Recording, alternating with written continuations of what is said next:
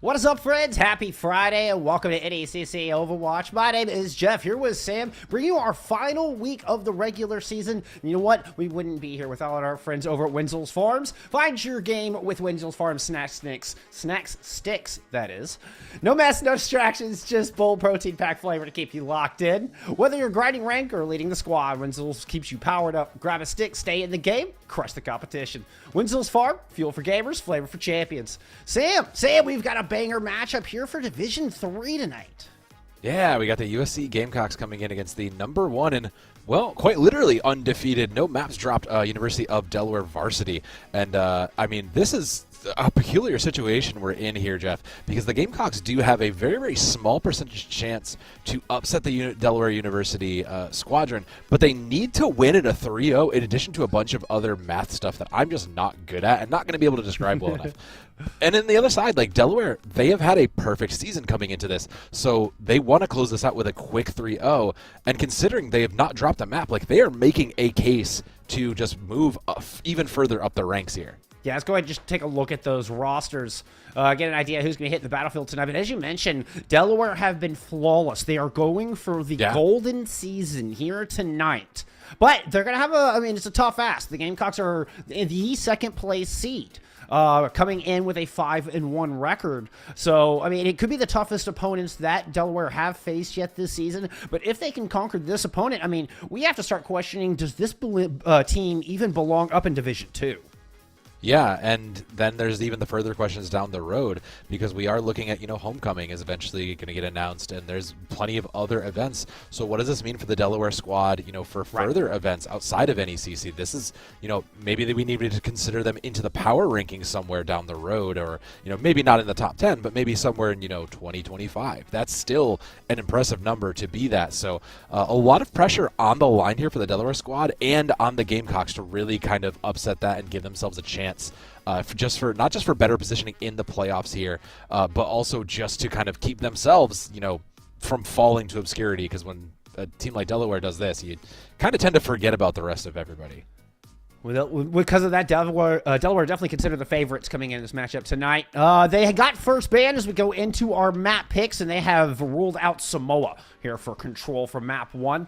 USC being the home team, and you know what? Being the Underbirds. We'll get that first map pick on Ilios. Maybe it's a good thing for them that they did, is they'll get to kind of start things off with their own pace. And what an interesting pick on Ilios. This isn't one we see very often, Sam. Yeah, going to Ilios is very, very fascinating. Everybody loves to go to Lijiang Tower, but Ilios kind of tells me that they have particular game plans in mind. This is usually like a second or third kind of preferred pick, so this tells me that there is maybe something a little bit preferred, considering we did get some of those perk adjustments and a lot of those other small changes coming in, particularly for heroes like Ramatra.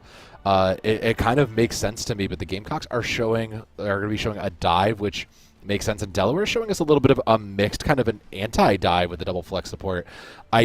Very interesting. Like, the Juno makes total sense. We're going to use the speed to kind of back out, because we don't want to have maybe we'll even go to a Lucio, but getting the speed ring there, but we need speed to keep this Orisa moving. So for the Delaware squad, like, this is a unique comp if they choose to stay on this. Orisa did receive quite a few buffs, so I wouldn't be shocked if they just decide that, look, we don't think we can win and dive, so let's win by anti-dive. Yeah, I wonder if... Ooh. It almost makes me feel like they're anticipating a Junker Queen or something here. Yeah, I can see that too. But it is a straight dive composition out of the Gamecocks. University South Carolina, well, immediately put pressure into the back line. You can see, but oh, wow. Look at all that damage. Lethal. Wow.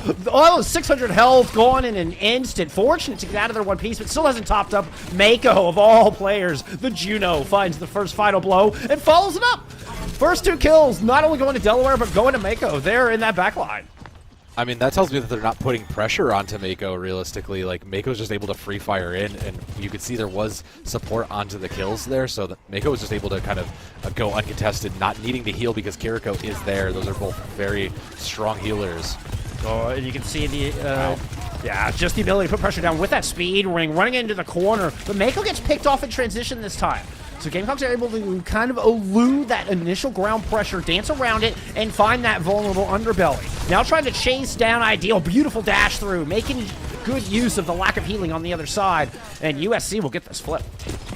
Yeah, as I say, considering this is not a mobile squad from the Delaware varsity team, it makes sense. Jay's going to go over to the Brigitte now, just try to make sure they can stop these divers a little bit more. This is kind of where I expected they'd end up. And Torbjorn as well coming in here. So we're in the full anti-dive now, Jeff, and the Gamecocks are just a little bit leading now in the ultimates as those minor perks should be coming online. So watch for Lucier's Kitsune Rush. It's really going to kind of dictate this fight. Well, never mind. I mean, that's if Delaware can keep their backline alive at all. Look at over the top. I mean, the Carter in this, the ideal anti-dive hero is the next to fall down. That armor not proving a factor whatsoever here, and USC looking very coordinated once they've gotten control at this point. Well, that's going to be a Blade coming out as Aaron dashes through. Delaware was all just caught in that tiny mega room. I mean, Delaware just looked bamboozled, honestly. They just seem like they know what they want to do, but they're not getting the ability to set up for it. The Gamecocks are just, quite frankly, bringing the game to them. They're deciding when these fights happen, and they're catching Delaware off guard. They're going to do it again here with these two support ultimates. I love the pathing on Delaware. Doesn't give an easy spot to go down a Kitsune Rush. Makes it very difficult. This one looks a little awkward, particularly with Delaware trying to force him into cage. There's the jab spin used, trying to chase down these two supports. Now using the Terror Surge to draw him in. Beautiful spear. The energy jab takes Young out of this fight and takes the sound barrier out of there with it. Once again, now attention turns on to the Primal. Oh, but Jay gets caught, smashed down. Happy with that. Lethal leaps out. Orbital Ray thrown in, keeping Delaware in control. They're actually going to flip the point on the back of that ultimate. Lethal quickly trying to re-engage. Ooh, and Mako's dashes out of the fight. This is going to leave your front line vulnerable. Syrup goes down.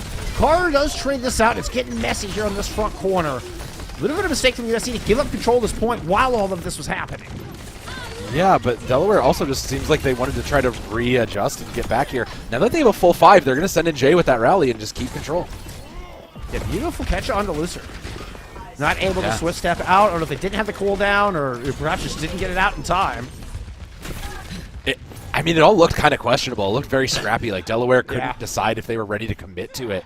But it seemed like once they felt they had the numbers, they were able to get back into it. And now rounding it to that 80% that Gamecocks have, like Delaware kind of burned a lot of their tools. They only have this lava coming up, and Young has an answer for it. Plus, there's a pulse bomb from Arrow, so I'm really watching Arrow to maybe hit one of these targets, particularly Jay, and just take them out and give them an advantage in the fight. Arrow being kept on the outside by this Cassidy swap from Syrup. Lands the flashbang, and Jay gets the kill. Arrow did not even get a chance to press Q on this one, and a lot of pressure. Trying to get alleviated by Young's sound barrier. There's that lone core you spoke of. They both kind of cancel each other out, but still a 5v4 for Delaware on this point. Jay picks up yet another pick, finding the second DPS in the fight, and the Kitsune Rush is just going to fall flat. Those stones are rough. They're not going to get USC back into this one. Delaware wrestle back control after a rough couple of minutes, but now they have got it, and they will take this first sub match. Blade's a little bit day late and dollar short, unfortunately.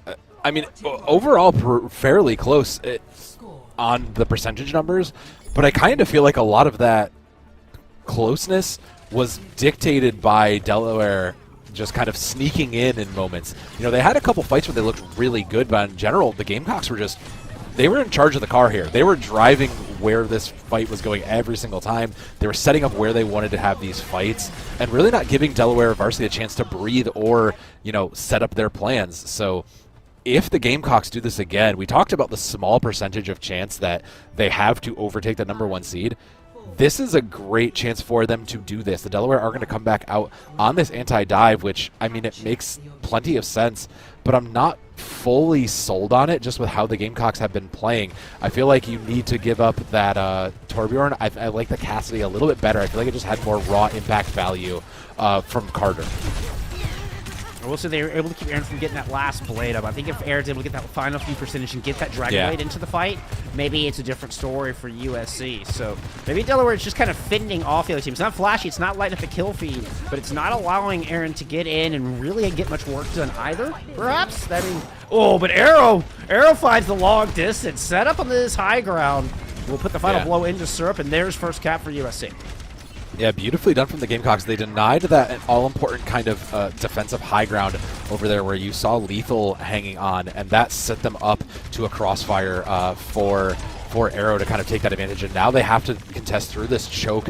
And, you know, the Gamecocks are a little split, but they are ready to dive and move on the call's notice here. So Delaware trying to hunt down Lethal. It's actually the turret that's going to find it. Ideal sticking with it with a beautiful speed ring out of Mako. Now trying to pursue this advantage. Whoa! Looser sneaks in a headshot over the top. That was gorgeous. And the Suzu in is going to keep Aaron alive as the pursuit still in from Delaware. Now, Arrow all the while putting in shots from this back line in a 4v4 on this point. The contest is back. Lethal is here. Only 40% towards that first ultimate, though. Still able to survive with a bit of healing from the back, and Delaware's slowing down on this pursuit. Yeah, they had to get the space once Lethal came back, but there's going to be a Kitsune rush in, so watch. That'll, again, push that pace that Delaware can't handle. Orbital Ray thrown in from Delaware to try to counteract. Sound barrier in. Everybody from Delaware just staying bunched up. You do have a couple of low health targets. Looser able to back away this time, but up on the front line, you got everything going in Delaware's favor. Bob tossed in, just going to buy a bit more percentage. Delaware's eventually going to flip this. That was a heavy investment from the Gamecocks. I mean, they get to 75%, but all you traded 3 for an orbital ray, and I'm not crazy about that. Delaware still have the other 4 in the pocket. They didn't spend anything. All things considered, Delaware is happy to do that because now they go into the next fight with ult advantage. They win in a longer fight. They might even throw in a couple of these to kind of get past. Like, watch for the rally for Aaron's Dragon Blade there. That should negate that. But like Delaware just have these tools for a longer fight win, so they have a long way to go in percentage, but they also have the tools to make this go their way. They just need to chain these fight wins together. Oh, sticky turret. Oh, sticky turret. What a cheeky turret. Arrow just sticks their back to all of Delaware. Bad plan. They fall first. This should be free percentage. USC, the bubble used just to try to help them get out in one piece. Overclock invested here. So Delaware don't want to throw away the economy. They do get a pick onto Lethal, though, kind of stagger them out a little bit. That's fine. I mean, if you trade Overclock for a pick and more time, that only works in your favor. Do that 3 more times and you have 100% and you close this out. I think that all things considered for Delaware, like, that's perfect. And it's still how you wanted to go in this fight. It was still one ult used and you won the fight. Yeah. So, yeah. Yeah. That's exactly, like, a one-fight win is huge. I mean, nothing really changes here. Lucier's a little closer to Kitsune Rush, but all things considered, you have all these anti-dive tools. You're ready for Lethal to make his next critical mistake of going into the team. Has a Primal Rage. Oh, just tosses Ideal into the pit. Tried to throw him into the fire. Now the Terroristers brought in alongside a Molten Core. Speaking of pulling into the fire. Blade used. Chasing back, Rally and Ideal. 3 ultimates invested here from Delaware. They had to give up control of the point through all of this. Now the Speed Ring re-engages are looking to counter punch. They have an orbital ray to use. They're taking their time to find the right spot. It might be too long, Jeff, because it's only going to come out and there's still a sound barrier from Young. With a Kitsune Rush here from USC. Ideal sticking in the orbital, but Carter does not get that ever beneficial healing. In fact, the entire backline is just getting picked apart. It's a lone Orisa left on this point in the name of Ideal, and this is going to be USC flipping or keeping the point and sending us over to round 3.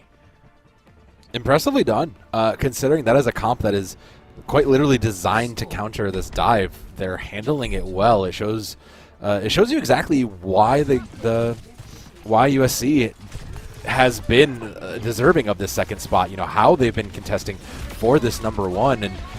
You know, a couple of great moments from them across the board, but as we move to Lighthouse, I can't imagine Delaware is going to stick on this. Yeah, they're going to move, get rid of the Juno, and match the Kiriko. I don't know that I'm wild about that. I kind of almost want to see the Ana here. They're going to go back to the double flex support, which did serve them well on, but okay, it's going to be a full dive commitment. I hope Mako doesn't really stay on this Juno because I think that you're a little you're a little bit less vulnerable here, but Juno is still like mobile, but still a dive target. So Delaware trying to match the game here in a little bit of a more defensive way. I think they might be outclassed though. We'll have to see when the dives come in.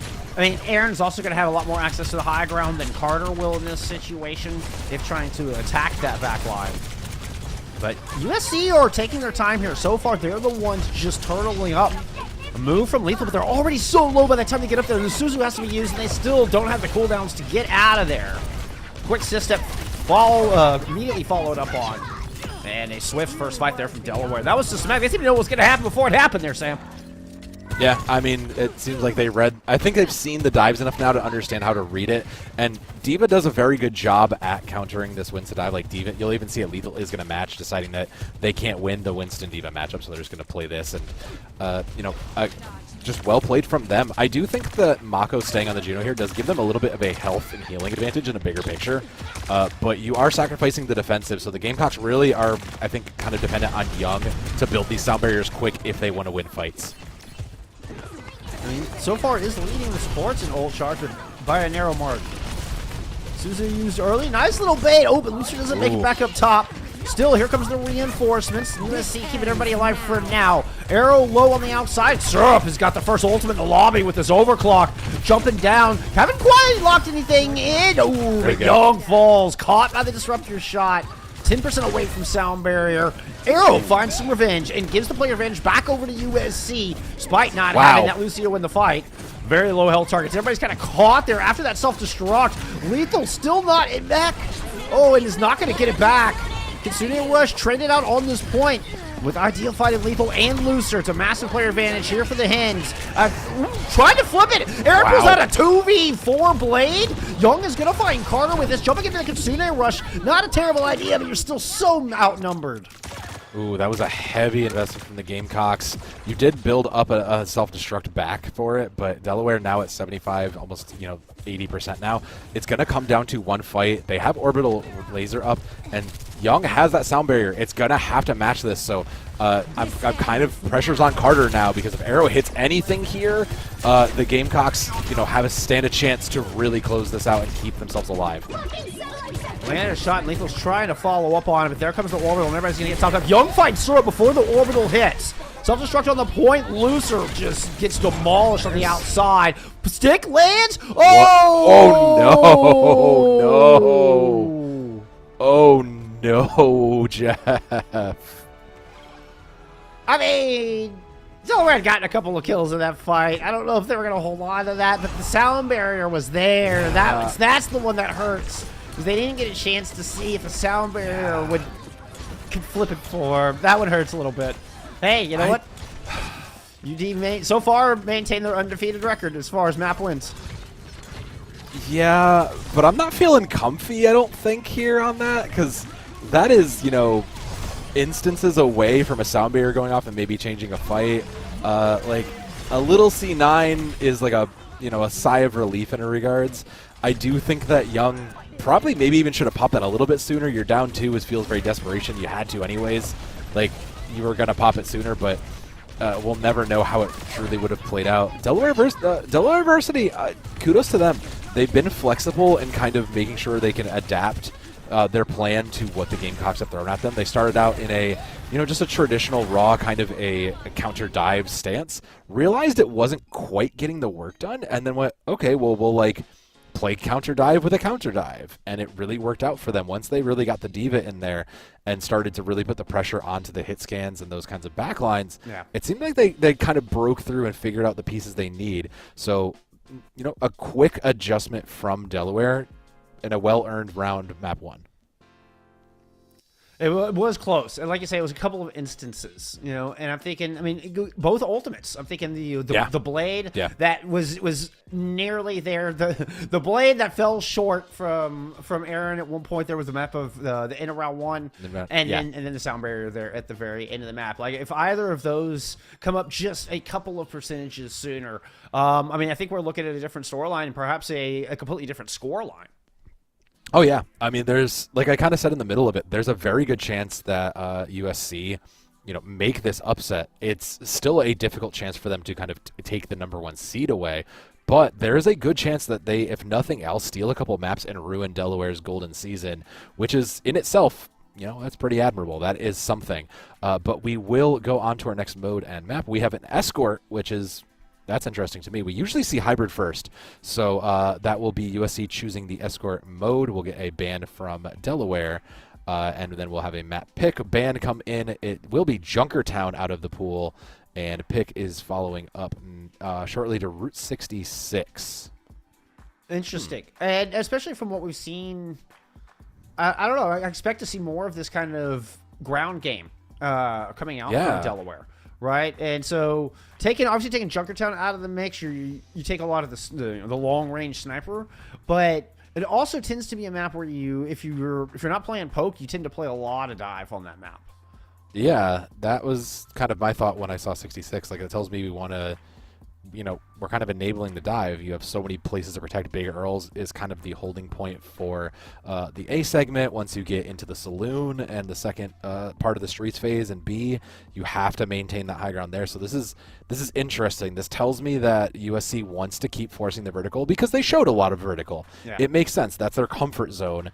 But the question to me is, Delaware also matched that fairly well. I don't imagine we're going to see the counter dive Orisa Torbjorn stuff again. I have to imagine we're just going to match on the Diva and just play dive v dive. So and given how close that was, I don't know that 66 is any real advantage for USC. I think this is going to be another close to the wire match. Maybe it's just a pick that USC feel confident on, something that tends to serve them well, kind of a home base kind of map. Yeah. If the first, it doesn't necessarily have to have any more strategy than, we tend to win on this map. We feel good about our defense on this map or something of that nature. Yeah, I mean, it's not like we kind of joke about like the comfort picks and the map picks we always see.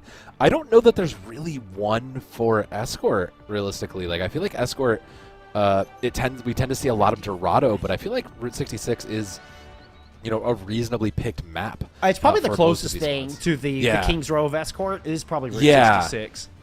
I could see that.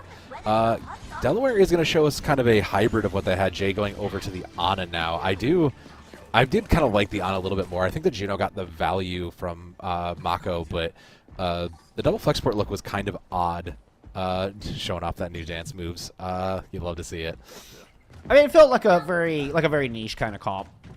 Yeah. It felt like very just kind of what they were good at, what they felt, we need a little bit extra healing. We needed also something very powerful.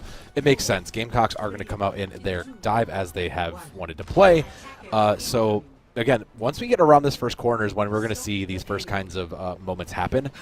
Some teams prefer to keep a very close like hold to the front gates, but instead Delaware is going to have to just hunker down on Big Earl. So the Gamecocks, how they manage these dives is really going to be telling of how they're going to do on 66, I think.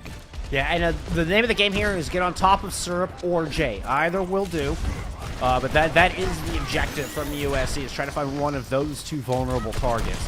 Whether it's done through the dive from Lethal or for a shot from Arrow. Ooh, nice headshot from Syrup's going to make Arrow think twice about peeking that. And is caught on fire here. Still manages to peek out. Wow. You got to respect the brass on Arrow. Yeah. Widow's not a common pick. Ooh. There's that first pick. You John to Jay. Yeah, and it's Looser who delivers, Perhaps not the Widowmaker, but a sniper nevertheless.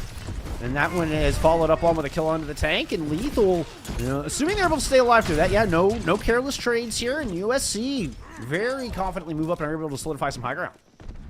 Yeah, a slow approach. That's what these dives have to be. It's methodical until you can lower these targets to a point where the dive and the follow-up will get them. Delaware are now in a movable position, so it's going to be hard for them to get set up to actually stop these dives coming in now.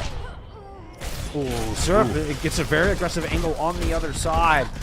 Delaware were lucky. USC did not recognize Jay was sitting by themselves down here. Yes! Because Jay was just all alone in this corner, super vulnerable. But USC all zoned in on that left-hand side. Are throwing in a lake and soon rush into this. Nanobus has been put on the ideal to try to fend it off. But Lethal and Aaron have both gotten into the back line and made short work of Jay and Syrup back there. So, Ideal missing a lot of sustain and will get demec'd as a result. Yeah, and remember, this is Kiriko from Looser, so eventually, we're only in the minor perks now, but we will eventually get the double step there. So the teleporting out will be eventually, it'll make it so much harder to get onto Kiriko. But moving into the points, the point P here, Primal Sound Barrier, there's so much for the Gamecocks here. And Delaware's just a little bit behind the curve here. There's a self-destruct to kind of help in the longer fight. But right now, Gamecocks, they have an answer to something on an attack, and they have Lethal's Primal. Aaron just needs to live for this blade to get value. Really. Wow. I don't know. In Route 66, it is the Winston who gets juggled, apparently. Yeah. I guess so. That was a whip shot, a coach gun, and Lethal just went bouncing up and down like a pogo stick. Still managed to live. Still managed to live, though, so that is huge. Same can be said for Arrow. Yeah. Yeah. Jeez. I just kind of want to see a reset here, honestly. Like, it's been a bit hectic. You got no value from Lethal's Primal. Like you said, just absolutely just jostled about.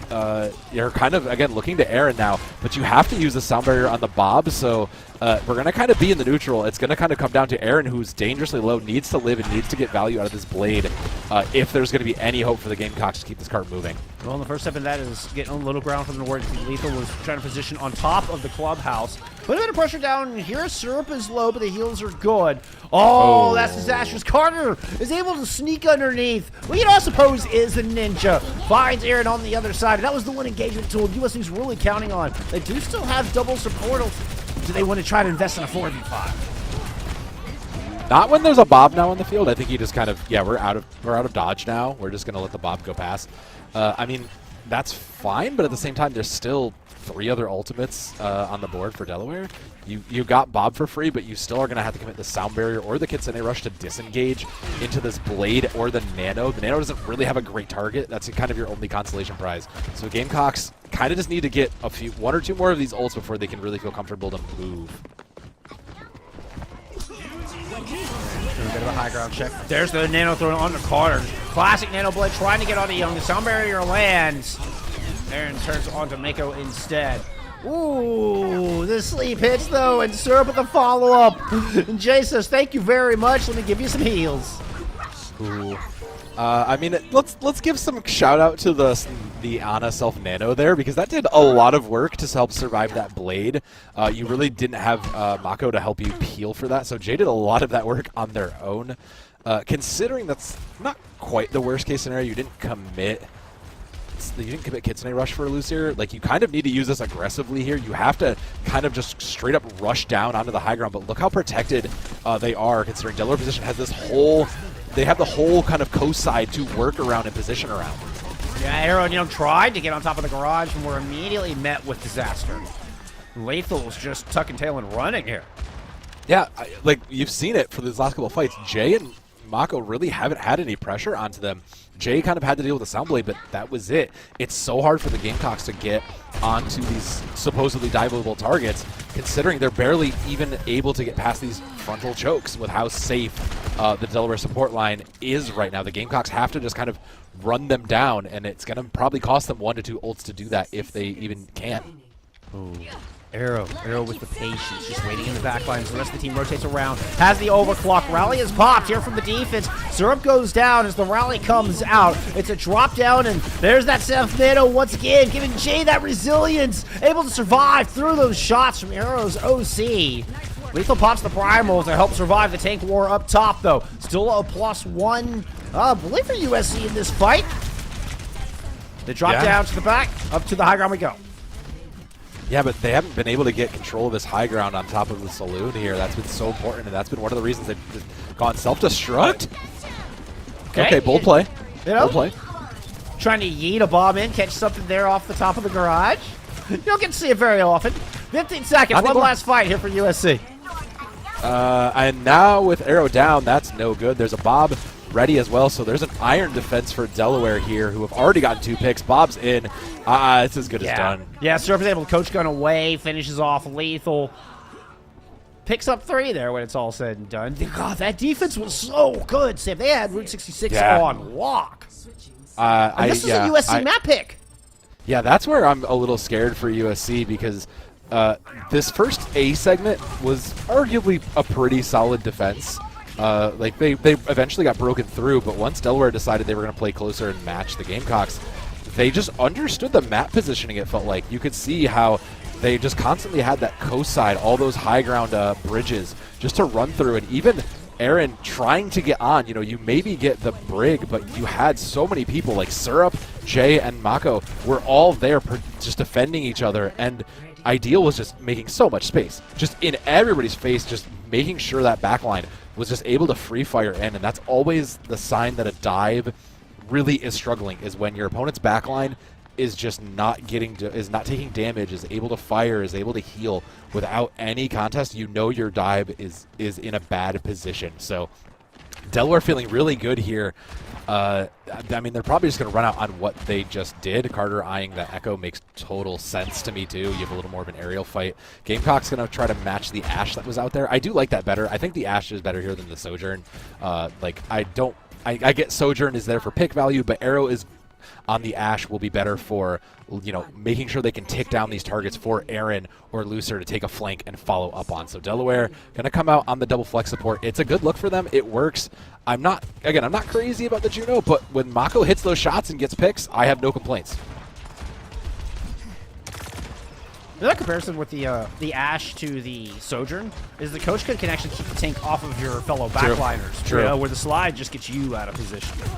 So can help kind of protect that top of big Earls with that as well. Not to mention, yeah, the lethality there as we're seeing an exchange. Uh-oh. But Arrow's now no longer in the picture. Was too focused in on trying to get Syrup, maybe. His Ideal works in, picks up that kill, now chasing Lethal. The Winston didn't stand a chance. I think we're outnumbered.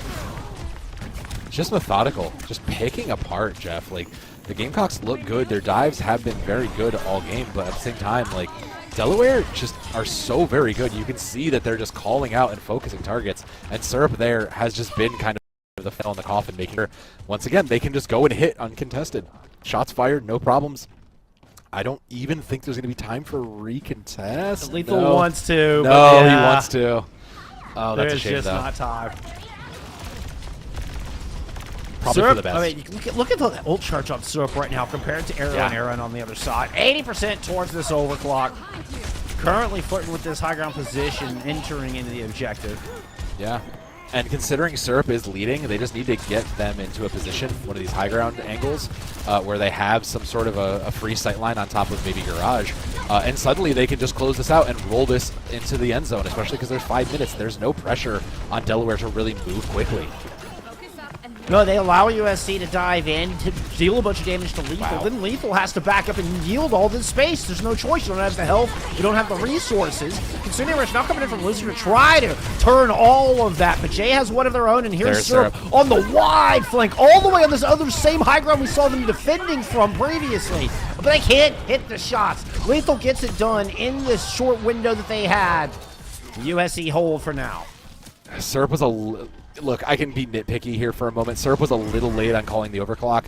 They had the angle. That was the perfect angle I wanted to see them take to get advantage. But, I mean, if you trade, you know, your overclock for Blade, that's huge. You have 3 ults coming in. You have a Blade of your own for Carter. And there it is. It's going to have to get the sound barrier now, and that leaves Delaware open to capitalize with this laser now. Oh. Orbital Ray thrown right on the point, though. USC with an opportunity to disengage. They're trying to move up to the high ground. Carter giving chase. Still get a little bit of the damage boost from that beam, but not enough to secure a kill. Arrow gets stuck, though. That's a disaster for this defense. They tried to move in a little too quick, a little bit ahead of rest of the dive. And now, well, it's been even. Lucer will give it back over. What an important pick. Lucer delivers USC an opportunity to hang on here. Holding on to the point nearly single-handedly. Here comes the bubble in. Ideal over the top with the self-destruct. Not going to find anything yet again. And USC with a moment to stabilize. I mean, still, but Ideal is just trying to bully off these high grounds, getting Primal out now from Lethal, too. That's enough, honestly. If you can if you can bring this back to a neutral, Delaware have proven that their comp wins in the neutral. J now moving over to the Brig. Again, just a little more dive protection. That's what they were good at before, and I think they need it. They did 2 minutes now burned off the clock. I mean, the Gamecocks just kind of need to they need an opening if they're going to keep this hold here. They need to find something and pick onto Aaron. I mean, these are slow, steady picks. That's enough for Delaware to now turn this back in their favor. Yeah, no, I think this map is done. Yeah, I think this map is done. Yeah, with Lethal going down, I think that was the final shot. You might have been able to bring it back through the 3v5, but indeed, UD here, I mean, look pristine on the map pick from USC to move up to match point. That was a big, like, ankles broken kind of moments, because that whole, what looked like a mess, sloppy fight that was going on there, the whole time, it was just constant, you know, Delaware getting 2v1s while the cart slowly moved. Now we're forcing the fight away from the cart. We're able to get the cart rolling while we're looking and kind of pulling attention and making sure we can do what we want to do. So Delaware, again, just great map control and recognition that we can just kind of force these fights where we want to and then take advantage on the other end. But the Gamecocks have had moments of brilliance. Like Lethal's Winston play has been very, very good. We saw them get multiple with these primals and really put in so much work. Aaron's blades have looked solid, but unfortunately just kind of lacking the follow-up. These dives are so critical in regards to the teamwork that goes into making sure you have these 2- and 3-man hit squads, whether it's just, you know, the Winston and the Winston and the Genji going in, or whether you get the Lucio in there or the Kiriko in there too. Like, making sure your team follows up together is so crucial, and Delaware did such a good job about following up on targets, particularly, and this player had a phenomenal game there, Syrup. Particularly Syrup was there to close out so many of those low-value targets. Yeah, well, we'll see if Delaware can complete their golden season. They are one map away from a flawless showing here in Spring 25. When we come back, it's map 3. Don't go anywhere.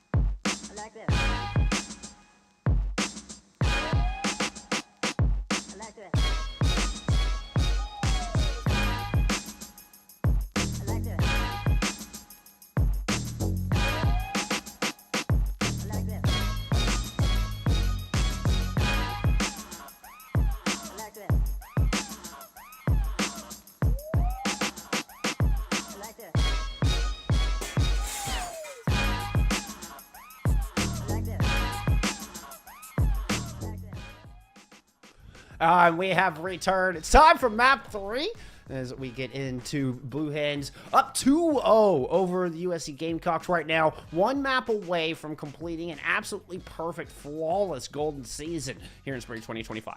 Yeah, and just locking down that first seed going into playoffs. And on the other side, USC, well, I mean, they're pretty much confirmed number 2, even if they go with 3-0. But, you know, even taking a map here would be a statement. That'd be something. Because right now, the Delaware Varsity, I'm almost in contention that, like, we're watching a Division II team right now with how well they've been playing. Even down in moments where they're down or when they should be losing fights, they continue to win. But going over to Runasapi now, like, I don't know. Like, this was USC's pick. They want to play dive. This is arguably, like, the second best dive map, considering Esperanza was banned. Which, you know, also makes sense from the side of Delaware. They know they know that USC wants to play dive, so let's take away that. This is probably the number 2 choice for the Gamecocks. I'm also just not crazy sold on it because Delaware Varsity, when they've shown they can win the dive, I don't know that I really see anything. Like, I'm just very concerned for the Gamecocks because on paper, I understand what they want to do and it makes total sense. But when we get into the battlefield, it's a whole different game because it seems like they just cannot break this iron backline of Delaware Varsity. And it comes from Jay and Mako, who just continue to trade between this Brig Juno or this double flex support that they just cannot be taken down no matter what the Gamecocks throw at them. Gamecocks are going to show the Ramatra a slight change, which... Okay, Ramatra did get a few buffs. He got adjustments in the perks as well, and he's gotten a lot of love as like a ground and pound. With Ideal going over to the Mauga, though, I'm confused. Interesting. I am okay. I mean, this is a high mobility, but also like a high sustain comp. So like, I'm not like crazy about this. Syrup can still sit in the back and kind of do what they've done, which is defend the back line. I don't hate this. It's just very interesting when you see what they've been running all day. A lot of high burst damage. Yeah, very bursty. Very fast, but Gamecocks have a very high sustain kind of composition here with the Ramatra. They're running double speed with the Ramatra as well. So, I mean, interesting wrinkles in compositions from both of our squads heading into this push map. Not at all what I expected to see. Arrow has found first blood, and Carter gets caught out there by the Mega. So a +2 to USC. Oh, you know what? That lead cut in half from Syrup's kill, but still a disengage out of Delaware. Yeah, that's the right thing to do. I'm not sure if this, this DPS lineup is going to stay long-term from Delaware, but I do think it's an interesting look for them. Like you said, it's very bursty. You have Soldier who can, Helix down, and Carter can get in there and close fights out. But, I mean, Ramatra just eats all those Mauga bullets, just eats them all in his arms. There's just nothing you can do to break through that. So and that means Burst is good. Yeah, and that means that Ideal's not getting healing from that.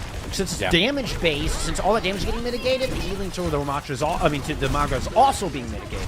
Opening pick here on to Lucid, though, and this time Delaware kind of catch USC in a corner. They're nice, fast ambush. There's that speed putting used to full effect as they're able to lock USC down to that small room, and they didn't stand a chance in there. Wasn't enough damage mitigation in the world.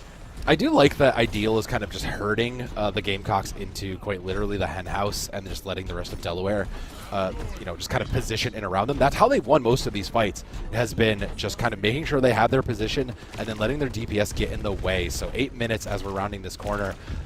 Aaron does have a pulse bomb. It can find value considering Syrup is the next closest with anything, and I don't know if there's anything really to stop it. Harder. Whoop. That was a good read. That was Aaron who was able to scout that out, sent the information back to the squad, go pick up onto Carter, not allow them to build tectonic shock. That could have been disastrous if not picked up. Now Carter's in trouble, but the peel is good. Lethal gives up on it. Soundbarrier to keep it going, though. Hazard Annihilation to continue to push forward. There's that tectonic talk I talk about, though. And USC are kind of stuck around this corner. Carter delving out into the open to try to find value. Has to use that burrow to get... Okay, not out. We're going in. Never mind. We're spending coal elves to go forward. Yeah, we are only W here, Jeff. And Delaware finally are giving... I mean, they'll finally learn what the Esky is, but... I think that's a fair investment. You got Sound Barrier out, so you're this next refight. Delaware has the defensive ultimate. They just have to survive these wide annihilation and orbital lasers. Ooh, the cage fight's gonna catch several players, all 4 in there, dueling orbital rays. It's a laser light show from the top, can be seen from space. Annihilation from Lethal, combined with an OC. Everything invested in a huge old fight. Wow. Zerp's gonna pick up one with that tactical visor. God, how long has it been since I've said that? Yeah. But the Annihilation is still just ripping away the health bars from Delaware. Yeah, the one thing that the Gamecocks comp does very well here is it is a very wider control-based comp. Annihilation, the Orbital Ray are very, very good at punishing things grouped up like Delaware tends to be. This is where I'm not sure about their comp, but I do think that the Gamecocks do have this as an advantage. They are coming up to the 55 marker, but with Jay still holding on to Rally, if Delaware are aware that this is the only ult left, they can maybe win this out. And it's going to be popped immediately. Gets the stun, but not the kill. Aaron's able to recall out. Trying to fall back and protected. Arrow regrouping with the other squishies there towards the water wheel and the Mega that's with it. But Jay with a good push moves Arrow, boops them back towards the rest of the team, and Syrup's able to clean it up. This side getting locked out as Carter comes spinning through with the drill. Aaron blinks back through the other direction to flip this point. I see a lot of blue outlines left here, though, and Lethal by themselves. Yeah, Lethal left a bit alone there. Again, what the Delaware varsity is doing is very good. They're kind of making sure that they can isolate and set up for their backline for Syrup to get the value, get those bursts down, while also setting up, these small chip damages from Carter, from Ideal, to make sure they can take value of the burst damage here. But the Gamecocks spent everything. They have a sound barrier coming up. It's gonna have to get used into this tech shock. So Lethal coming into the next Annihilation probably is their way to steal this bot back. They tried to come in from behind. Oh! Checkpoint and a drill dash through Young. Is that a sound barrier cancel? Yes, yeah, that was a drill Jax. Oh, my favorite kind of Jax. That's a rare one. We don't ever get to see that. That is huge on several events here. I mean, beautifully done. You can see where Young was trying to jump back and get out of the way, but Carter just read that tech shot. Great ult tracking. That has also been a difference here. Delaware have been very keenly aware of where the ultimates lie. So now that my guess is they know that there is going to be Annihilation and a laser coming up from the Gamecocks. There's not much in their way to stop it, so they're going to have to try to maybe play this a little bit safer if they're going to, try to put their foot down. I mean, Delaware tried to ambush. They tried to do the exact opposite, and it got red. So now out in the open, here comes all those ultimates you're talking about. It's Syrup! Syrup! Oh, no! The overclock tack visor. It's too powerful. It's too powerful. I don't think we've ever really seen Tac Visor into Array, and I said overclock. I meant orbital. Yeah. But yeah, we're used to seeing overclocks though. But we're used to seeing it. There's so much strength in that. Syrup is making a case for this here, and it's doing well. Cage coming up for Delaware means that this position is going to do enough, and Syrup again opens it up. They have been shooting so well here today. It's been impressive. And one of the soldier perks allows you to ante now, by the way. Yes. Oh, Lethal just caged in. That was a sad state of affairs.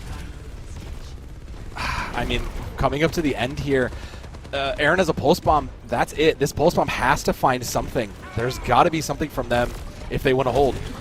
Delaware's like 5 meters away from a perfect season, but Arrow's found Ideal. There's still plenty of time for USC to get back into this. Delaware tried to fight this without a tank. Maybe not. No. Thought about it. Yeah, Thought about it. Thought about it. Not happening. Right call, though. Mako? Exit Just picks? casual pick for Lucio on the way out, look, as you Mako, do. Yeah, Mako gets exit picks. We've seen this from them, though. That was the one thing that trying to change my mind about their playing the double flex support was Mako found not just defensive but aggressive value now. And speaking of defensive but aggressive, Jay coming into the rally here paired with the tech shock. That is a lot of stun. So Delaware can just stun lock somebody to death here. They don't need to. Ooh. That was the rally canceled by that pulse bomb. So you at least got at that if you're USC. Unfortunately, everybody else is already dead. Yeah. A little ring around the rosy here. I don't know about that. Like, I kind of wish we had... I think... I understand the plan. Oh, we're giving it up. Okay, we're going back to the double flex. I was going to say, like, I kind of wish we had saved that, but if we're going off anyways, that makes sense.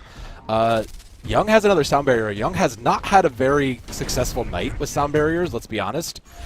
So the Gamecocks do have the ultimate advantage here, but we cannot afford another Drill Jacks. We cannot afford these ultimates to get no value here. That's where Delaware has been really succeeding. There's the excavation. The 6-0 shock is in. Young gets this one down, but not in time to save Arrow, and it's still a 5v4 for Delaware.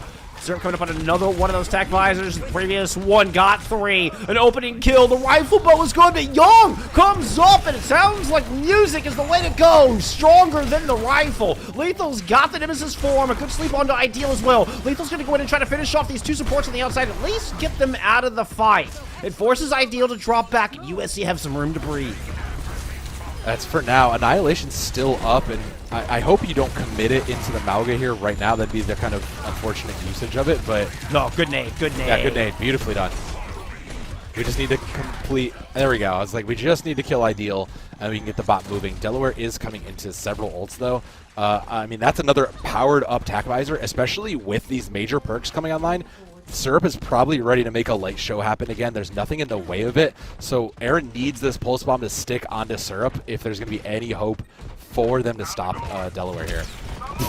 Oh, the dodge. The burrow used to dodge the sleep dart. Looser spider sentences were tingling on that one, Sam. Yeah, I mean, you have to check those corners. That's just base. Cage could be nasty here. Syrup. Overclock down the long road. Syrup is down. That Tac Visor out of the fight. Orbital Ray throw it in here from Delaware, but they're not going to be able to swing this. Lethal's moved in to pick up 3. And talk about dragging this team kicking and screaming towards the finish line. Big fight out of Lethal and the Ramatra. Yeah, I had kind of, we were joking in the middle of the game about how Lethal is continuing to put in incredible work on this tank. Really just, you can see it, they want to win. They are trying to make sure they can get the team across the finish line, and they'll continue to do it. They have this Annihilation, there's a Nano on board. It's going to have to get thrown into this cage, though. It's the only way they can get it, as they are still 50 meters away here. This has to come up big for them. Oh, and it's a big overrun. The ante is good. Can they take care of Ideal? Ah, the cleanse is there. The Kitsune Rush is in. Delaware has all the tools they need to finish their flawless run here through the season, and they have done it. A perfect 18-0 season for Delaware. This is what perfection looks like, Jeff. We've seen it. We've seen it tonight here. I mean, if nothing, if anything is ever going to qualify a team to move up a division, a perfect season is a great marker for that. They still have to run it back through playoffs, but they look like with a showing like this against the number 2 seed, mind you. This is likely the finals matchup on paper. I don't know that Delaware is going to stay here. I think next split we might see them boosted up and competing, with some of the bigger names in Overwatch. The Gamecocks did put up a decent showing. Let's not write them off here. Like we said, Lethal played phenomenally on that tank, and the support line just, they did their best, but it seems like they just couldn't quite get it together against another dive team. I imagine the Gamecocks in a different matchup probably look equally as phenomenal, but Delaware Varsity, they just wanted it more. Jay and that Ana was disgusting. Disgusting. By the way, it was 21-0 season. Let me not take away 3 of those map wins. That's true. That's true. Never forgive my on-screen math. It's a perfect 21-0 season here for the Blue Hens. But you do make a good point. As amazing as that is and as rare as that is, you still got to show up in the postseason. Job is not done. Yeah, there's still a lot of work to be done, and if Delaware Varsity want to make a blip in the bigger Overwatch scene, your NECCs, your Homecomings, they need to keep doing this. They need to keep showing these performances, and they need to keep showing that they deserve to have some respect on the Blue Hens name. So respect earned for now, but I don't think that's the last we'll see of the Gamecocks. The Gamecocks are definitely going to come back even harder next time, because that was a pretty good shellacking. That was a pretty good shellacking. And, I mean, USC, you know they're going to have a chip on their shoulder. They're going to have a chip on their shoulder, Sam. Oh, yeah. 1,000%. Oh, my. Oh, my. What? I mean, what is it history? I mean, I can't tell you how rare it is to see a team go through without dropping a single map here. The amount of the amount of growth and dedication for a team to do that. Because where you come into this division, and I mean, and you know, and they're pretty well done as far as the division splits. Obviously, you get some outliers, but what this shows to me is just an immaculate and really impressive growth out of the University of Delaware over the course of this spring, and this team coming together and looking to rise to new heights as we, you know, move into fall and beyond there. So again, you know, let's not get ahead of ourselves. We'll have those playoffs for them to really show their stuff. That will start next week. You won't have to wait long to see that, but let's not get ahead of ourselves. We do still have one more matchup for you tonight. We've got some Division 1 for you, friends. We're going to take a little bit of a break. Be patient with us. But when we return, it's Fisher taking on Cumberland here for your highlight match of the night. We'll see you back here for more NECC in just a little bit. What do you make of this up here? Just showed up in the yard a couple days ago. Dog been digging in there? I don't think so, dude. That goes way down in there. Seriously, did you just lose your meat stick? Yeah.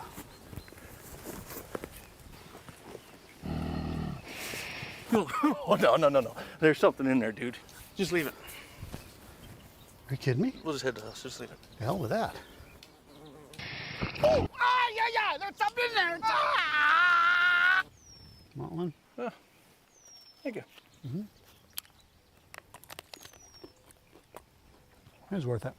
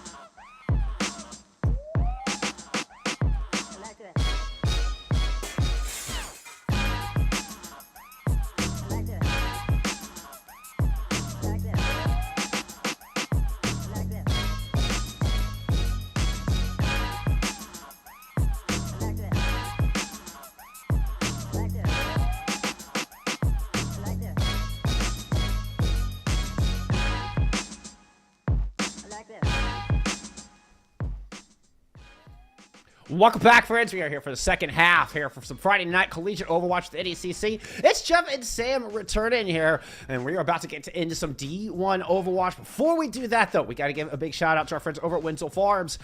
Fuel your game with Wenzel Farm sticks.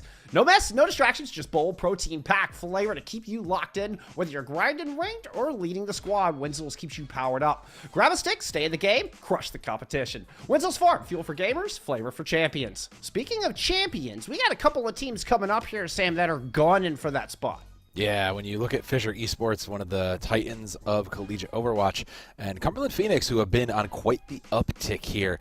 This game, we were talking about this, there is a lot of statistical importance. You know, we kind of mentioned that in D3 there was some important things going on, but there is a real chance here. Fisher sitting at the number 3 seed, and Cumberland sitting at the number 5 seed could sneak into the top 4 if you know, they win in 3-0 and a couple other things happen.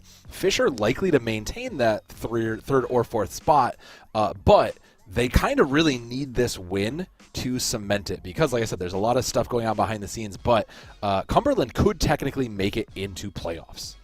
Yeah, mathematically, nothing is guaranteed yet between the third to fifth slot, which is where these two teams find each other as we take a look at our starters here for today's match. Fisher, of course, in that 3rd seed and share both a record and a map differential with Briarcliff at the moment, who's sitting in 4th. Now, for Cumberland to overcome that, they need to not only 3-0 Fisher here today, but Briarcliff need to get 3-0'd by Northwood. Now, that's entirely possible, but like we said, it seems to be a lot of things outside of Cumberland Phoenix's hands. Right now, they just got to go map by map and see if they can get this upset. I think a 3-0 over what has been a retooled Fisher squad here today would certainly be considered an upset. I was gonna say this is quite the upgrade from Fisher, picking up Hydron, Grapes, and Kiwi. We were kind of discussing this. You know, these are some power players. Hydron arguably might be a little bit rusty, having, you know, just re-entered collegiate, having kind of maybe taken a step back or two.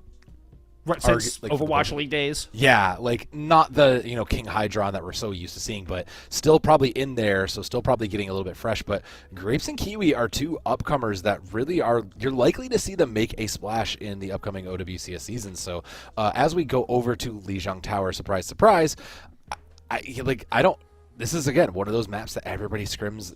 I don't know that there's like a set advantage for anybody. We're going to have to look at the comps. Fisher Esports is showing the Mauga, whereas Cumberland is eyeing the Junker Queen, and I know that Ginger Eiffel plays a mean Junker Queen. We've seen them a couple times on stream playing a very, very mean Junker Queen. So considering the buffs that Junker Queen got here, I think that this tank matchup is really going to dictate a lot here in Control Center. This is a very ground pound map, so watching what happens with these tank lines is going to be so important, considering Iron really wants to win this tank fight with the Mauga.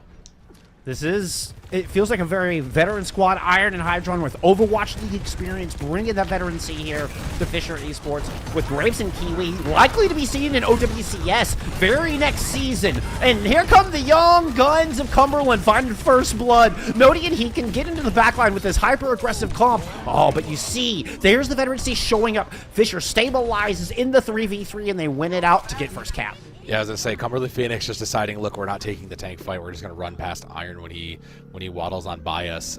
Unfortunately, kind of punished them because that stomp back in, that bit of CC was enough to do it, and Cumberland didn't really build any sort of ult charge there. Fisher is leading in most of their players' ult charge, and now they have an Iron grip on this choke entry.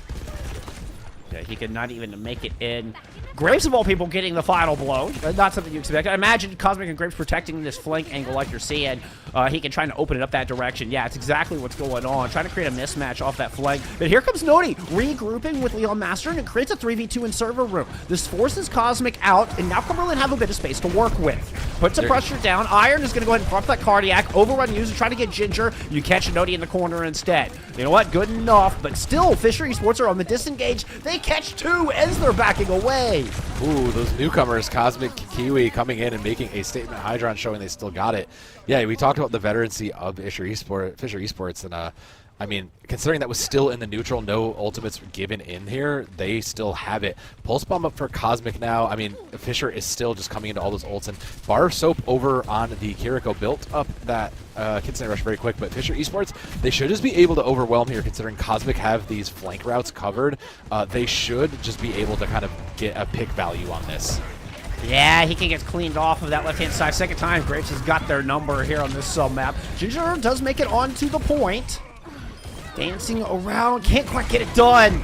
And the EU tank player ends up trapped into the cage fight. Kitsune Rush used the Suzu to avoid the damage from the Pulse Bomb. So Cumberland actually towing this line nicely. They survived. What it a turns pull. out that Iron was trapped in there with them, and yeah, a beautiful knife. Wow. Ginger April, just beautiful. Yeah, they have a strong Junker Queen, and that was going to be what I thought was going to do it. Cumberland spent a lot into that, though.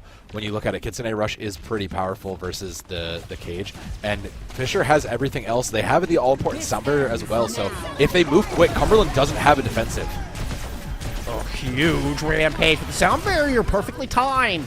Able to keep him alive through those purples, and Hydron still has got those chops. That's that King Hydron you were talking about, picking up a quick pair. Yeah. Fisher Esports should be able to close it out on the back of this.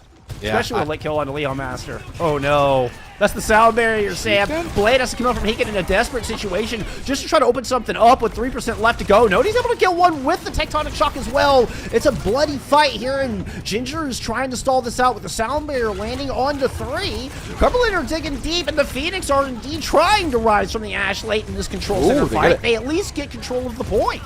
That's something. With the reinforcements are coming in, Jeff. There's still a lot of spinning for Ginger to do. Yeah, down in this fight big time now. It's just a 3-on-5. Ginger has to roll up and try to find a Mega, which leaves the backline vulnerable. And Fisher systematically grab control of this point back. Cumberland, make it interesting, but they never quite stabilize. It's hard because that Junker Queen never really wants to engage with the Mauga. When you look at what Fisher's comp wants to do, that Mauga wants to just deny and take the tank fight and force the heads up play while the DPS line just finds value.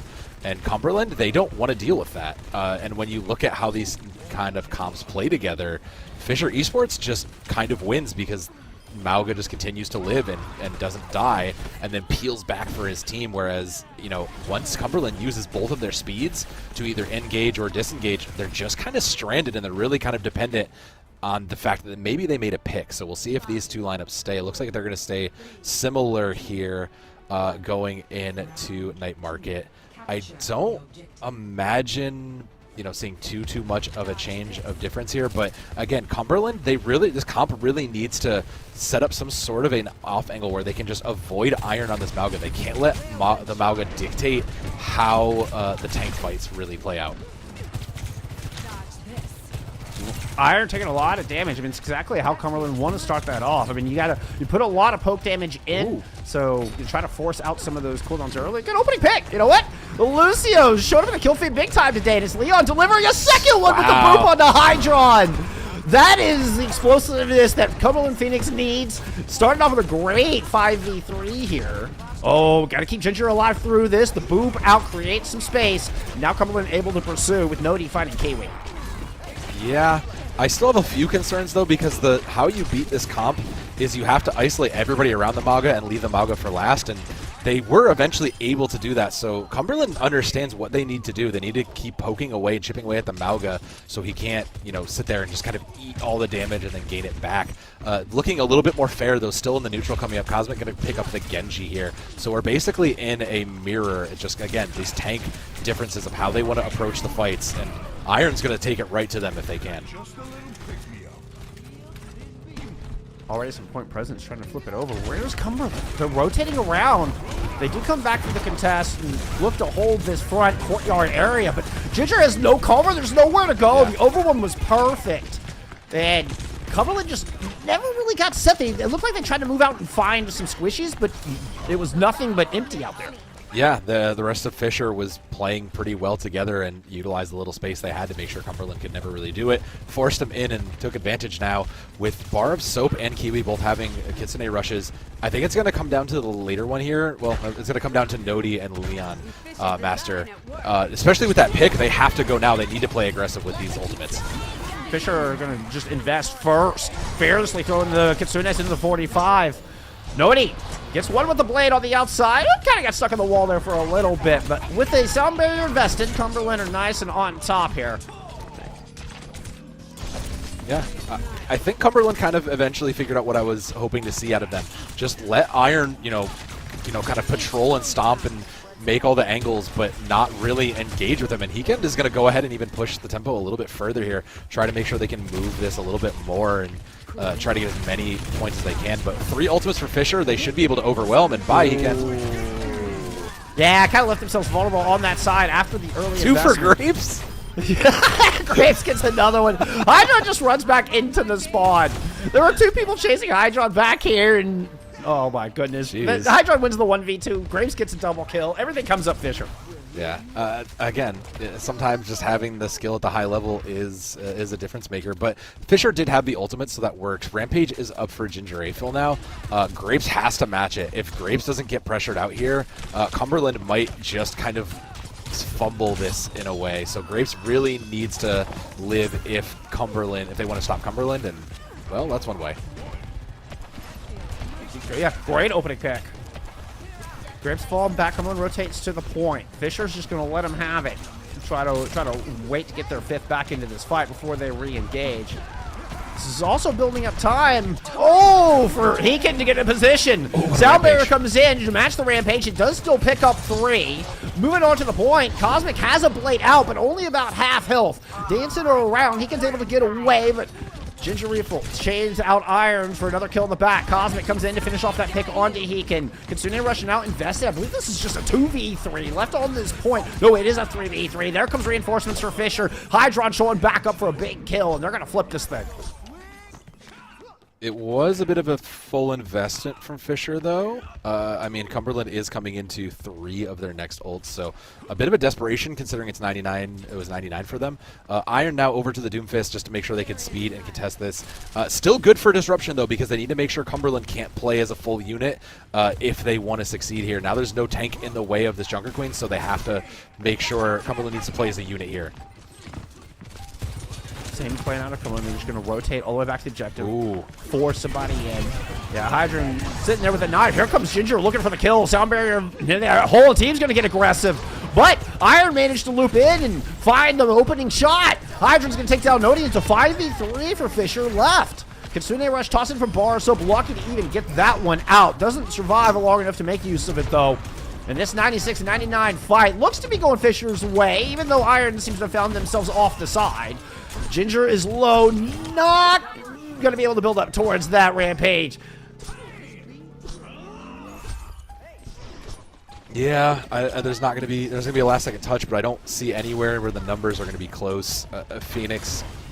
I think it's still enough to get ult, maybe? Maybe? No. I mean, they give up the Rampage for the Wrecking Ball.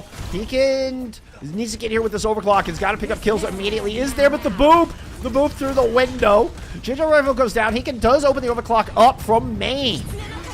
Ginger looking low, and a Kitsune Rush from Fisher, and a Blade from Cosmic. They've got all the tools they need. It was a good attempt to draw that out, but Fisher were pretty handedly in control from some of these veteran high-level players. I mean, we were kind of talking about it. Fisher had a strong core coming into the back half of this, but they've clearly just, the new talent they've added in here, I mean, it's just a straight level up for Fisher Esports. You know, they are 4-2. They're not quite at the top of the pack, but with these pickups, I think you can make a case that they really are. Well, and it was, I mean, Hydron coming in, and then Kiwi as well being the newcomer here to the squad this season. So, and there we go. We get a nice little highlight of Kiwi right there on the Juno, making good use of it. And Kiwi you may not recognize, you know, from in APAC to Pro, but has been making a big name for themselves over in EMEA, playing for a team called Frost Tales, until recently known as D Impero. And I mean, mark my words here, Sam. I fully believe we're going to see Kiwi playing in OWCS in Stage 2. Yeah, look, I have no reason not to trust your stonks on this. I fully believe that, especially seeing that performance, I don't see why they wouldn't be.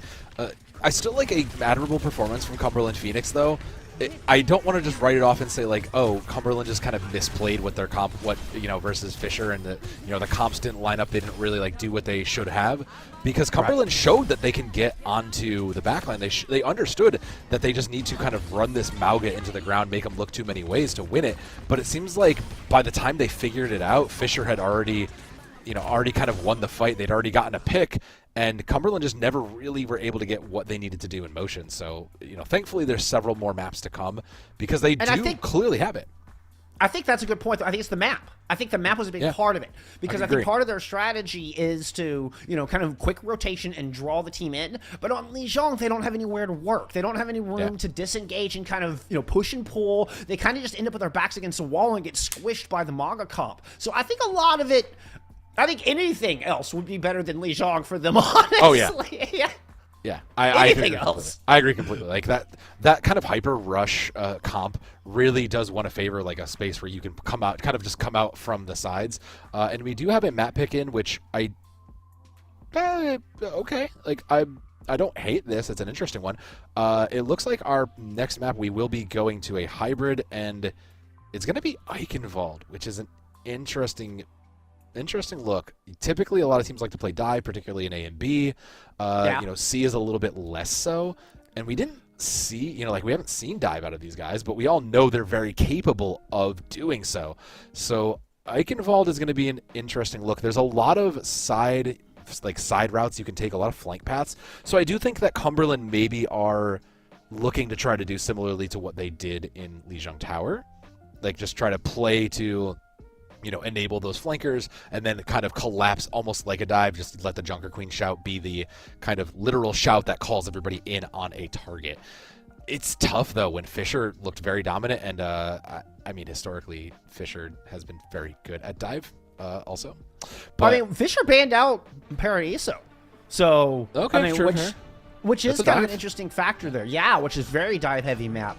And I will say, when you do see a lot of Diva and Winston on point B, sometimes because of the routes and those flank angles you're talking about, you can use the speed of a Juno and the commanding shout from the Junker Queen to quickly rotate around and get some ingress up there on point B. So I can see it working here. Clearly Cumberland this is their map pick, and they're showing us the JQ out of the gate. I will say, I think they are mathematically eliminated from playoffs at this point. That. This had to be a 3-0. So we'll see if Cumberland still has their foot on the gas as well. Does that take anything out of, any wind out of their sails here, Sam? Yeah, we'll see if they even know that, because you are right. That does mathematically eliminate them. But, either way, you still kind of have to play. There's still a chance that, even looking to the future seasons, you want to show it. You've had such a good season and improvements for Cumberland, and your comp looks good. You just kind of have to prove that you belong here up with the big names. It's exactly right, and that is the fight for this Cumberland squad. Hit the nail on the head. Oh, Fisher's getting aggressive. That is not a very friendly place to be, and Ginger will knock it out. They tried to do exactly what they did on Lijiang, where they use their speed and rotate around the map, but the rotation's not clean, and Ginger gets caught. Now they're just kind of scattered. Honestly, they just need to reset. Yeah, it's a full reset. Just get out and... Yeah, just get out. There's no reason to. Iron has that ability, like I said, that stomp is just so good. He can just kind of immediately, he's not using it to go aggressive, he's using it to kind of peel back in a lot of ways, so a little bit more of a defensive play. I like that, actually, for Fisher. It's very aware and just knowing that, look, once we win the cooldowns, once we get their cooldowns out, we just win. They can't escape us, and we capitalize on that. Wow. Just survive the burst. Yeah. Oh, yeah, Ginger down to about 150 before they can turn the corner. The overrun forces out so many cooldowns. That's the shout in from Cumberland, and they want to use that to move in, to rotate. They're able to get to the choke with it, and that looks to be about it. Okay, you force Fisher back all the way to the point, as they need to top off a little bit as well. So Cumberland do buy the first leg of this point. Now trying to rotate in through the mini room, see if they can get inside the house. He can just build up 2 upholds through all of this, and 1 good stick could unlock this whole thing. Swift step out, it came in to get into the back line. Ginger isolates Iron for a pick on the other side. What an opener. That's not the first hero I expected to fall here, Sam. No, that's typically not, but I guess judging by that, there was just enough eyes on the Mauga left alone, because wow, a double knife? Wow. Triple? Whoa! Hold on a moment. Excuse me? I mean, that's that knife miner perk. It's doing so much work there. That's insane. Wow. Yeah, I said, it got upgraded from that. The bleeding Yeah. damage got upgraded from 25 to 50 with that Yeah. new minor perk, doubling the effectiveness of that. Wow. That was huge. Yeah, I said Ginger's Junker Queen was going to be phenomenal, and yeah, giving Romani a run for the money there, now having this high ground control. Fisher has 4 ultimates, though. It's going to go back and forth. They should just win on the longer fight. They're both EU. Junker Queen's playing in playing in an A too. It's, the Yeah. parallels are hysterical. Wild. Uh-oh. Okay. Nice save. Nice save. Ginger's able to land on the platform down low, but it does leave a bit of a mismatch on the high ground for Fisher to be able to swing this into a player advantage, make it 2. Not sure what we were really trying to push in there for, other than maybe just to take the fight to the high ground. We got the cart where we needed to be, but now with Iron matching on Junker Queen, like it becomes a different game. Cumberland's answer, what they understood, how they needed to beat Fisher, is gone now. So now we're back to, you know, kind of just this trade of the abilities now. So whoever uses their abilities last will help to dictate, because they'll have speed, they'll have their Suzu. All these life-saving abilities and abilities to control in and out of fights need to be saved as long as they can. Let's come out from Nodi first, heading up to the high ground. Oh, just gets nothing. Sound barrier, overclock investment. And Fisher Esports seem to have just the exact response, the perfect timing on their cooldowns. Yeah. They did invest 2 ultimates, though. So, like, Cumberland's, you're, like, kind of okay with that. You have a Rampage and a Sound Barrier of your own. You know, if you're tracking well and you're paying attention, you know there's nothing in the way of it. So, you just got to get the numbers. This is Rampage out of Ginger as well as a Sound Barrier, but they can't keep Barslip alive through all of that, and the blade on the other side. Cumberland, zoom ash, Leon comes up with 2! Headshot on a Cosmic, now Iron swinging it back, trying to invest the Rampage. Neither Rampage getting the work done. It's got to be done in the neutral, apparently. A beautiful knife. Leon trying to get away, had a speck of health. Here comes Chase by Nodi and Ginger, and they are going to finish off Iron, and was a very, very scrappy fight here for the Point B doorway. Yeah, very scrappy is a good way to put it, and it's still not quite done because he can No, find that'll 8 do it. picks. That's done. Woo! He can find 3 on the end, and that buys even more time because of how spread out that was. I mean, again, good from Cumberland. They're winning the mirror. This is the comp they want to play, so Fisher now playing their game. I kind of think Cumberland does have the advantage now coming in with 2 ultimates, Pulse Bomb and Kitsune Rush. They just win on the aggression here. They just need to use it. Pulse Bomb won't land.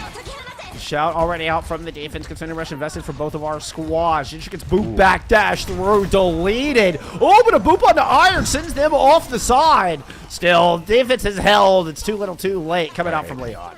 All right, I take back what I said about the you know, playing the mirror now having in their game. Fisher Esports are just, wow, grapes.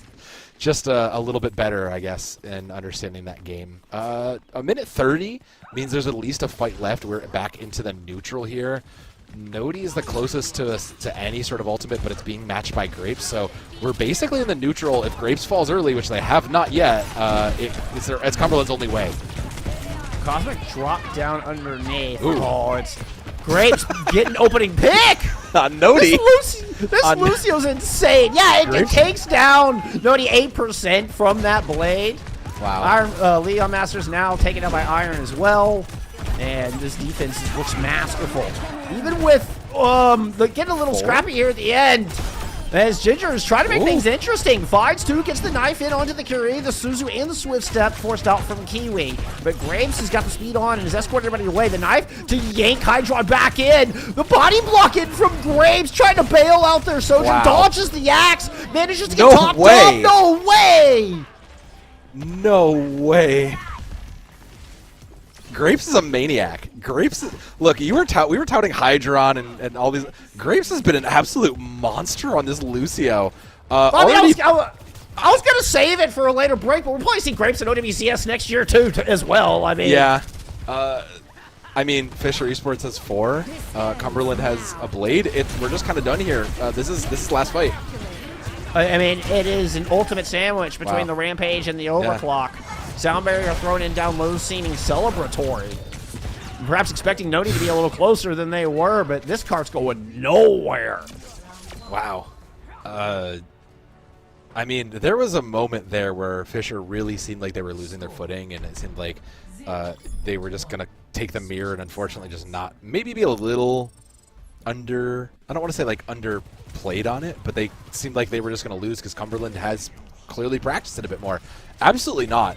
It seems like as long as Grapes is on Lucio, we're just going to be all fine for Fisher here because every single member of that team has been putting in work on kills, not just on defense, on their roles, on what they should be doing, but has been playing above and beyond. And Fisher, I mean, look, they can't get the #2 seed right now, but they are absolutely playing like they are coming for the crown.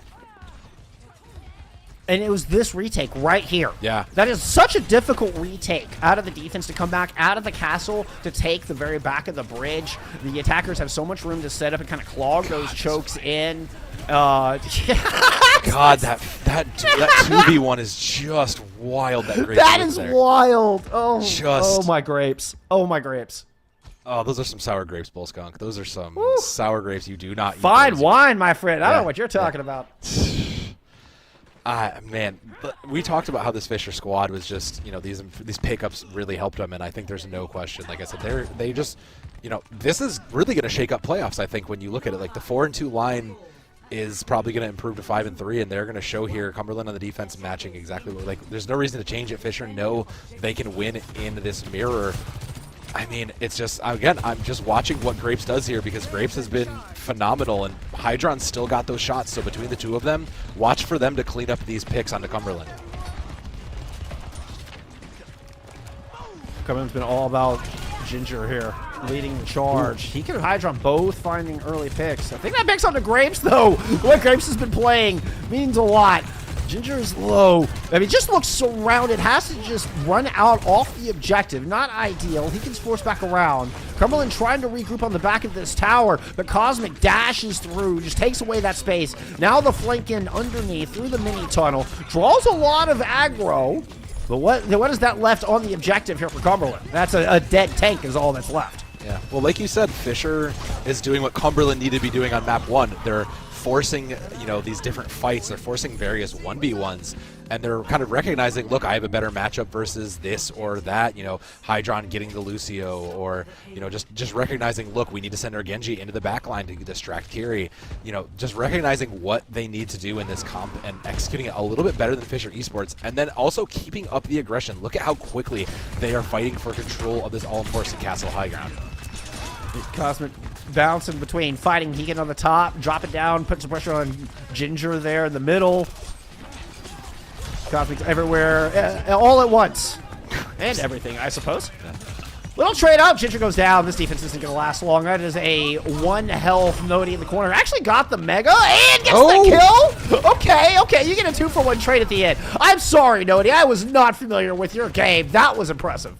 Nodi is a solid. Look, we've been praising Fisher Esports, but this Cumberland squad is no joke too. They are playing incredibly well at 3-3. Remember, they are basically almost tied into that top 4 spot, so they won't get. They are likely not to make it the playoffs, mathematically unlikely, but they need to make some sort of ground here against Fisher. Even now, they're playing behind.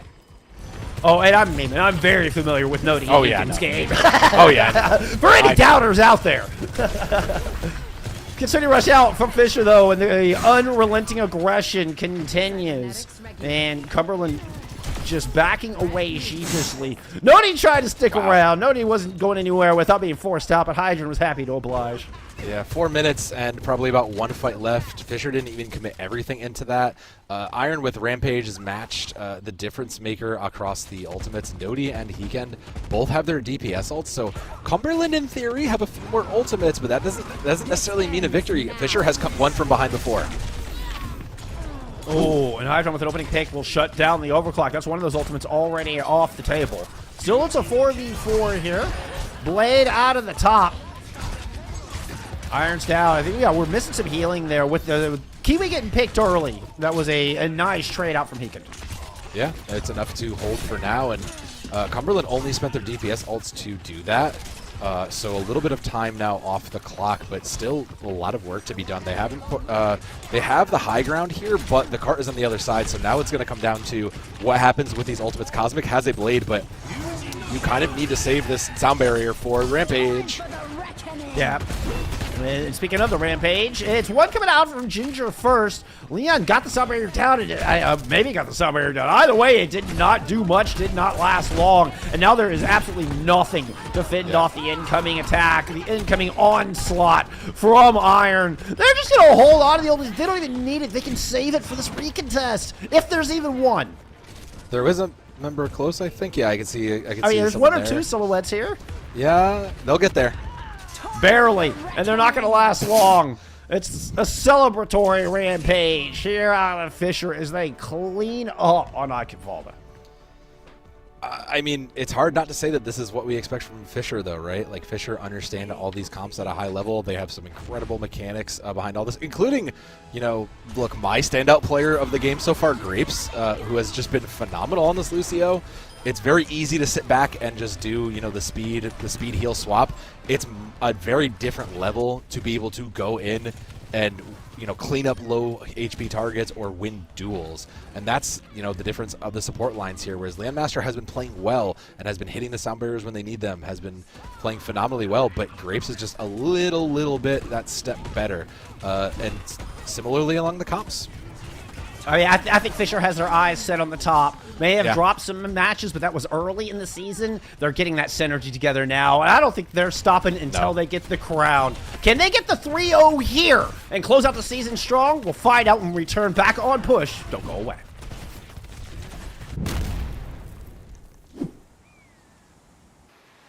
Oh man, this is incredible. Wow. Huh? Yeah, that's pretty cool. It is pretty cool. Hey man, grab me a meat stick.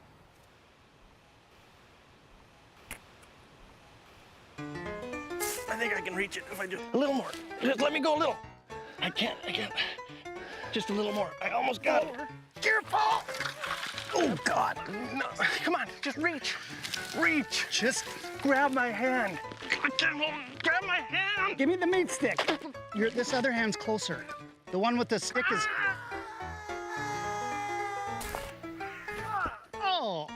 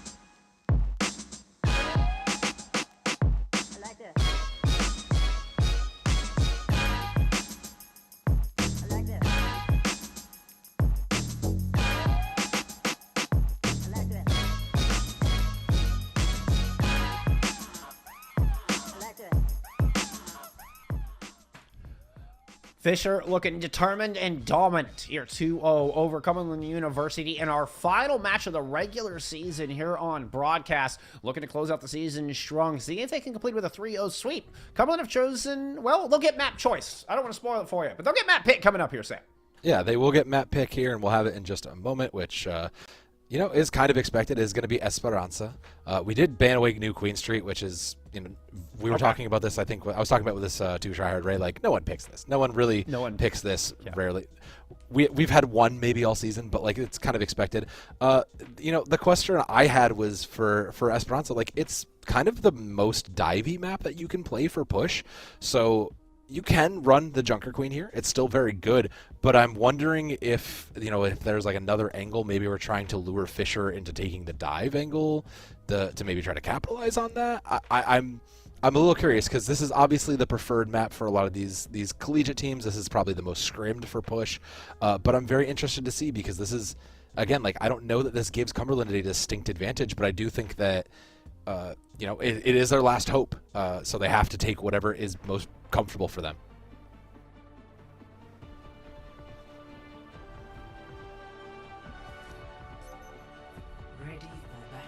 Okay, yeah, they're just gonna run it back. I don't see a reason for them to do anything like change it. I would have to agree there, and this is the kind of team where I feel like they do just kind of they win it their way or they lose it their way. Like that's yeah.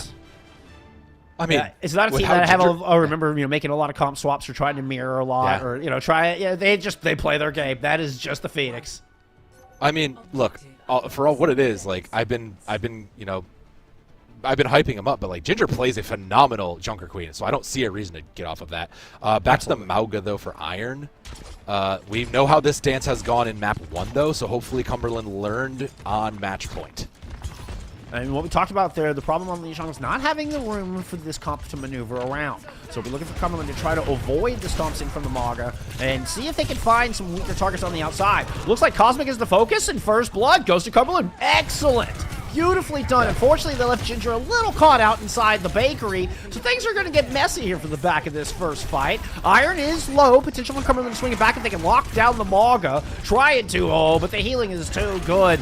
And Nodi almost puts themselves in that same bad situation that Ginger found themselves in. It's a big trade on the Lucios here for the 3v3 at the back of this first fight. A lot of pressure onto Nodi here to try to get any sort of value behind the Mauga's back, and has been good at it, but not when the Mauga comes to you. Again, like I said, they need to make sure that they can use these angles to get onto the support line, and it's been so tough for them. Honestly, good on Nodi just to get out of there in one piece. Yeah. Like, that was ridiculous. Yeah. Agreed. This little pathway is what makes, you know, the Mauga and the Junker Queen both viable on this composition to move up, try to take this high ground. Oh, Nodi with no escape that time. The entirety of Fisher hunted down the Genji. You just kind of put the hooks in. Yeah, Fisher Esports is, like, they're recognizing, look, we're not going to win by going aggressive, so they're trying to also play it a little more passively here. I mean, that's the right thing, I think, to do. They do have Kitsune Rushes up. Weekend did build into ultimates, but it's going to be the later ones here. Well, Iron just doesn't get out. I think got a little stubborn on that one. You know, I was expecting the overrun to come through. Decides to just die on card. Another messy fight. These very broken fights, I will say, Cumberland are so good once it kind of gets scrappy like this. I think it's the way they like it. Here's yeah. Well, yeah, because they win these 1v1s. Yeah. They acknowledge, like, that's how they really found success, is making sure they can win, you know, 1v1s, 2v1s, or whoever is maybe a little too far out of position for Fisher. Thankfully, they have 3 ultimates here. They have, including Soundbarrier and Rampage. They should be able to push past this. They have just pure ultimates to win this. They just might have to commit everything to do so. Ginger going line up the stairwell. That would be a huge Rampage. Throw down. Actually, it's 2. The cage fight, I think, caught him up there. But that is more than enough for Cumberland to get it done. Suzu, in the end, will protect everybody through that stick in a flawless fight here out of Cumberland.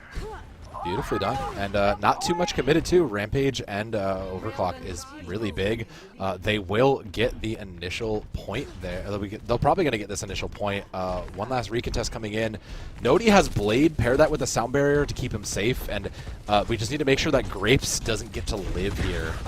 Is kind of it. Cumberland can win this out. It's going to come down to when Leon uses the Sound Barrier, really. I mean, even just the raw 2-to-1 trade coming as a Yeah. massive advantage with the additional damage. And Fisher just give up the cap. They're going to value, try to make a safer approach. The sound barrier does come down from both teams. Heekin does not get it, but is able to back up and stay safe. The 2-for-1 old trade ends up with a flat even on both sides, and I think that favors Fisher here. So they're looking to re-engage back onto this point. That's what I was afraid of happening, was Leon using it aggressively. Thankfully, they get a pick. Yeah, he can able to still sit on that high ground. It is traded out. Bar of Soap throwing shots down range, but not enough healing to keep Ginger alive through that critical stall. What's up?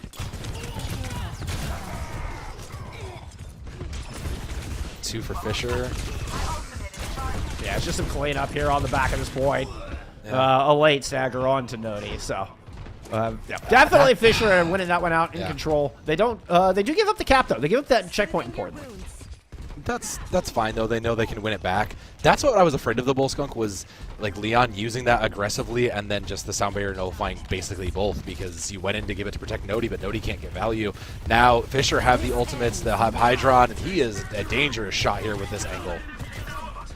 And it's gonna force. Oh, coupling all the way back. Yep. He can leaps up. Oh, and Hydron just took his time, like took a breath on that one. Lights Bar of Soap with a quick little flick down range as well. And yeah, the accuracy beautifully demonstrated here from the vet. Might be able to get. Oh, I thought you were gonna get Leon with that one. Can we even invest late into this fight to ensure a clean cleanup here on the back end? Yeah.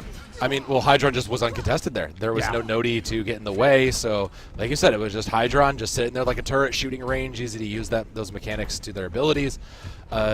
Should get this capture point and likely the lead here if the butt scratch moves quick. Ginger's Rampage has no contest. It might get caught in Iron's cage, but realistically, there's nothing to stop it from finding value. So making sure they can get a little pick damage before those Rampage should it secure a win.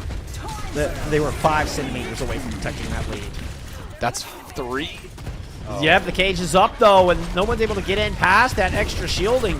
Cosmic comes in and finds just a lone Ginger hiding in the corner, trying to be quiet as the church mouse. Fisher have got you locked in, there's no hiding. Yeah. Again, no follow-up for the Rampage, so unfortunately for Cumberland, they are now behind the 8-ball. Grapes has a sound barrier for likely the Blade, so making sure they don't overlap again for Cumberland like they did last time. You have to separate these two ultimates if there's even a chance. Cosmic is into Blade now too, though. So Leon has a job. Make sure that Cosmic can't get value. He comes overclock. He's just forced Fisher back into a little bit of hiding for the moment. Trying to take advantage. Cumberland moves forwards and walks right into Hydrant's sight lines. Oh, no. It's not how you want it to go, but here comes the Blade. We're starting to get the sound barriers invested as well. Nobody's just not going to find anything. Leon doesn't even bother trying to hit Q. Yeah. I mean, considering Fisher just disengaged from Heeken's overclock, like, again, you want to talk about getting value on the ult trades, that's just free real estate for a disengage. Cosmic now has Blade, Leon has the answer for it, but Leon, again, plays a little bit safer, so, you know, Hydron is going to open it up after that trade comes in.